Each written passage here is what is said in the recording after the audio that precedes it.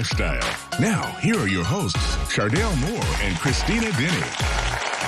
It's Baltimore Frugal Week of BMORE Lifestyle, and today we're learning about something everyone wants: financial freedom. Yes, absolutely. Certified financial planner Mark Avallone is joining us now with some tips for your retirement fund. Thank you so much for being with us. It's nice to be here. We truly appreciate it. Now, saving is something that we all want to do, but it can be challenging. Can you provide us some tips on how to save? Well, the first step, like any process, like getting in shape or getting good physical fitness, you have to make a commitment to yourself. You have to make a commitment to want financial freedom.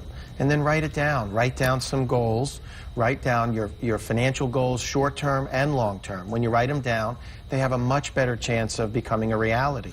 And then stick to the plan. Each month, have a monthly cash flow. And try to pay yourself first. At the end of each month, send something automatically to your bank or investment account and let the power of compound interest work for you. And that way you don't even need to think about it. It's already happening. Right, because if the money hits your checking account, there's a temptation to save. If you want to invest, you invest a little every month this way. You're not worried about trying to time the market, and you're doing the right thing automatically, and you don't think about it or worry about it. Those are great tips. And a goal without a plan is just a wish, so planning is very imperative. So talk to us about why it's so challenging, and specifically for women who tend to go through a lot of life phases, such as divorce, maybe they lose a spouse. Talk to us a little bit about that.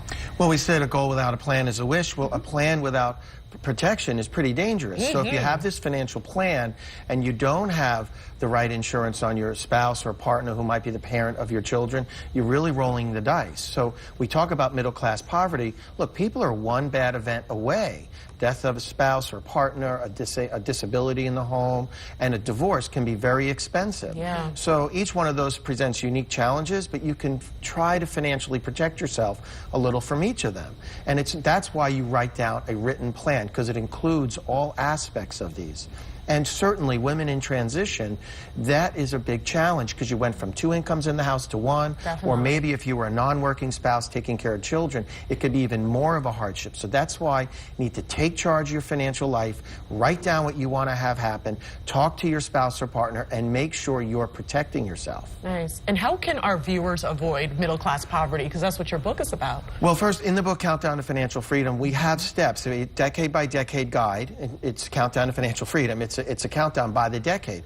And you should look at it, even if you're 30 or 40, start reading about what I write in your 20s, because that's the foundation. And then take it seriously. The steps, believe it or not, most of them are very simple. You don't need an MBA degree or a CFP designation to do much of what I write about. It's just, and it's like anything. Exercise the basics well every day. We saw it last night in the Super Bowl. There wasn't anything we didn't see any other game during the year by any other team, but the Patriots did it on a regular basis, consistent execution. And if you do that with your financial plan, you too can be successful with it. Thank you so much. It's wonderful advice. Thank you so much. It's nice to be here. Thank you.